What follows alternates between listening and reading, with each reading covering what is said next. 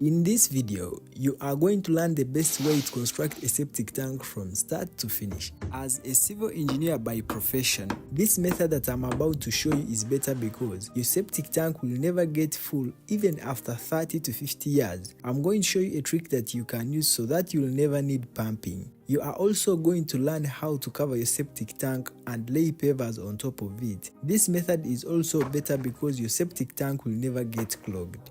I'm going to break down the whole process into 10 easy steps that literally anyone can understand, with the last 3 steps being the most important ones, so be sure to watch this video till the end because you don't want to miss this. Here is a list of materials required when building a septic tank.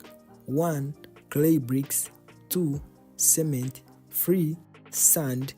Aggregates. Steel bars for reinforcing the walls. Hoop iron.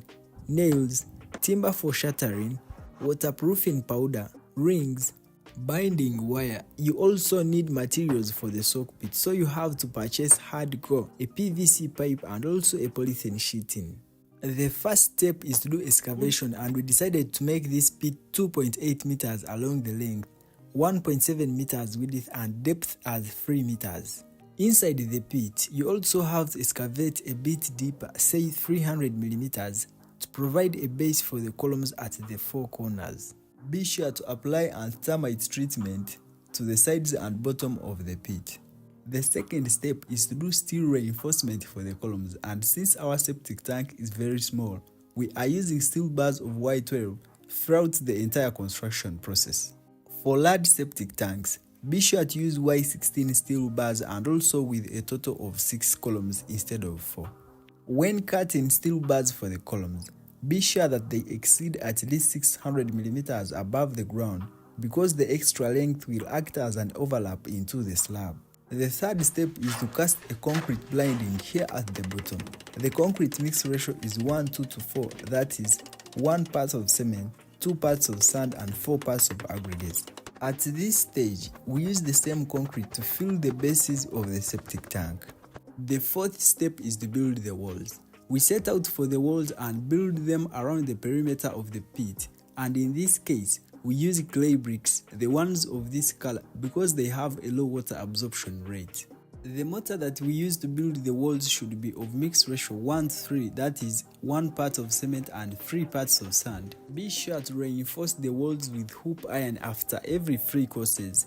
This hoop iron runs through the walls and joins to the columns, which makes the walls and columns as a single unit. You have to make sure that the joints are rough and not smooth, as shown on screen, to ensure that the plaster cast later on the wall can stick properly. Also use a water level to check the correct level after every 3 courses. Build the walls up to half height of the pit, and for this case, this was after 10 courses.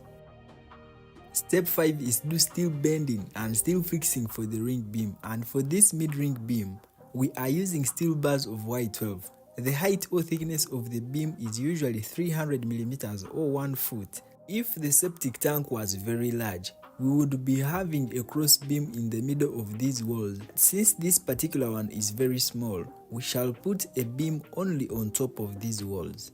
For large septic tanks, for example the ones for hotels, schools or universities which have very many users and are so deep, say 6 meters or more, you have to put several mid-beams to increase the strength of the septic tank wall. For example, let's say the wall is 6 meters. We can decide to put one beam here at 2 meters, put another beam at 4 meters and a slab on top to make the total height here as 6 meters. For our case here, the septic tank is just 3 meters deep, so we simply have to put one mid-ring beam at just halfway at exactly 1.5 meters from the bottom. After doing steel reinforcement for the mid-ring beam, the next step is to do shuttering or formwork for the beam and also formwork for the columns. The next step is to cast concrete of grade 25 to the beams and also cast concrete for the columns at the same time. When casting concrete at this stage, I recommend mixing it from inside if you have enough space. Transport sand, cement and aggregates into the pit and mix it from there. Then cast concrete to its final deposition, that is to the columns and to the beams. This is how the beam will look like after the shuttering. The sixth step is to build masonry walls above the beam. Similar to the wall below, we use clay bricks.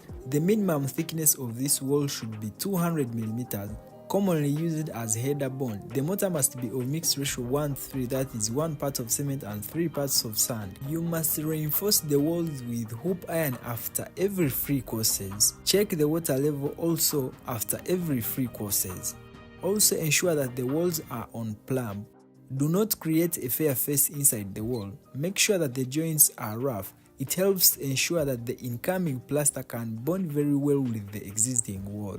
After building the walls, the next step is to do shuttering or formwork for this upper part of the column from the mid-ring beam up to the top of the wall. Cast concrete for the upper part of the columns and then do the shuttering the next day. The walls will be looking like this. The seventh step is to do plastering. When doing plastering, we add 1 sacket of waterproofing powder for each bag of cement. Meaning, let's say you use 5 bags of cement to plaster the sides. You also use 5 sackets of waterproofing powder since we mix 1 bag of cement with 1 sacket of waterproofing powder. This waterproofing powder prevents damp from penetrating through the walls. Begin by plastering the top part for ease, such that when the sand or mortar falls from the top part, you can use it to plaster the lower part below the beam. Ensure that the plaster is on gauge and straight. For our case, we normally use nails and this thread to ensure that we get the right uniform gauge for all the wall surfaces. Do slowering for the top part and then do a wooden float finish on the surface. The 8th step is applying Nil on the wall surface. Nil is normally a mixture of cement and water to make a paste which is normally applied on septic tank walls. And the way we mix it is so simple. Simply get 1 bag of cement, mix it with 1 sacket of waterproofing powder, which is usually half a kilogram, and then add water to make a paste to your required workability. You can mix this from a wheelbarrow and then clean it later after work. Put the mixture into a bucket and then apply it on the walls. When applying it, we use a steel float to ensure that we create a smooth surface finish. This extra layer of cement paste prevents damp or liquid sewage that will be inside the septic tank from penetrating into the walls. Do the same for all inner surfaces. We apply the cement paste on the walls on the same day when we do the plastering. Before we proceed, if you're getting any value from this video, kindly hit that subscribe button and the like button. I really appreciate. Let's proceed. Once the cement paste on the walls is dry, we do flooring the next day. We do flooring when all the work in the sides is done. Do screeding on the floor in a sloping way, ensuring that the lower end is at the inlet side and the higher end at the outlet side. This slope helps to keep solids or dense objects in one place at the inlet side, and also to help proper consolidation and settling, ensuring that only liquid sewage exits to the soak pit. The 9th step is to do formwork and steel fixing for the top slab and the beam that supports the slab. Begin by fixing formwork to the inner part of the walls. These vertical posts should be fixed at positions not more than 300 mm apart for the safety of the slab. For all steel reinforcements for this slab, we are going to use steel bars of Y12, that is, steel bars with 12 mm diameter. We only have 1 drop beam in the center here along the shortest side, and then we shall fix another slab beam here running on top along the longer direction. A slab beam is one usually having the same thickness as the slab, and is usually having very many steel bars as compared to other beams. For example, if we are using 4 steel bars in the downstand beam or drop beam, we shall use 6 steel bars in the slab beam. After preparing formwork, begin by doing steel fixing for the beams and then the slab later. Other beams will have 4 steel bars, that is 2 top bars and 2 bottom bars, and then the slab beam will have 6 steel bars, that is 3 top bars and 3 bottom bars. After fixing steel bars for all beams, fix steel bars for the slab. We are keeping the spacing at 150 mm center to center. When fixing steel bars, always remember that steel bars along the shorter side are always the bottom bars, and then steel bars on top are always along the longer side. At this stage, be sure to cut a timber frame to provide space for an inspection chamber or a manhole. to help out to provide access for any future repairs. This frame usually has a square shape of 1/2 meter by 1/2 meter. We make two of them, one positioned at the inlet side and another positioned at the outlet side. Also provide a polythene sheeting below. Since we shall not do plastering under the slab, providing this polythene sheeting provides a very smooth surface finish after casting concrete at the underside or soffit of the slab. After this stage, you can now fix the formwork to the sides. Also be sure to bend these column bars that are overlapping and fix them within the slab and the beams. By doing so, you are making the beams, columns and slab as a single unit, strong enough to support the loads applied. The 10th step is casting concrete for the top slab. At this stage, if you have enough money, I recommend hiring a mixer to get high quality concrete. We use mix ratio 1 to 1.5 to 3 for this top slab, that is 1 part of cement, 1.5 sand and 3 parts of aggregates. The concrete used for the slab has to be strong enough since cars will be passing on top of the septic tank. Here is our final product. In case you have any questions about this septic tank, be sure to ask them in the comment section. I will answer all your questions immediately. After building the septic tank, the next step is to excavate a pit for the soakaway, fill it with hard core, install a PVC pipe at the center of the pit because it helps to distribute the liquid sewage evenly to the surrounding. Cover the soak pit with a polythene sheeting and then spread marram on top. The next step is do plumbing, that is the inlet pipe to receive sewage from the main house and also to connect the outlet pipe to take liquid sewage to the soak pit. The way we do plumbing is so easy and anyone can do it by themselves. Sewage from the toilet should be directed towards the inlet pipe of the septic tank, and then wastewater from the washing machine, the sink, bathtub, air conditioning, or any other water with fats and soap should be directed towards the soak pit without passing through the chamber of the septic tank. On top of this, be sure to excavate a very large soak pit so as to soak away liquid sewage seamlessly and easily to the underground.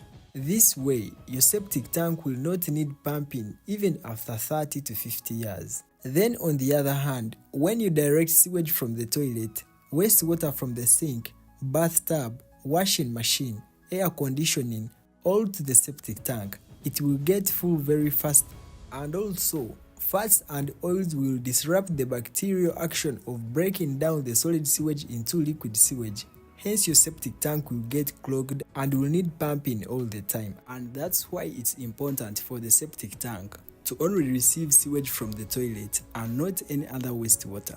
After building the septic tank and the soak pit, and now you want to lay pavers, cut this pipe on the soak pit to the level of the pavers, cover it on top. Lay a polythene sheeting or any other DPM on top of the septic tank. Spread lake sand and then lay pavers on top. Use road marking paint to mark the positions of the manholes as a reference for any future repairs to the septic tank.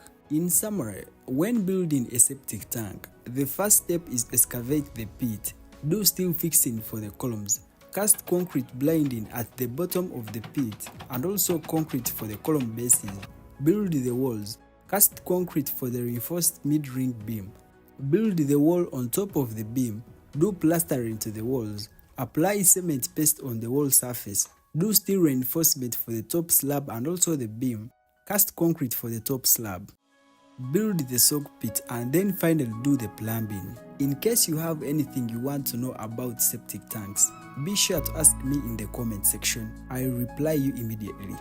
Thank you so much for watching.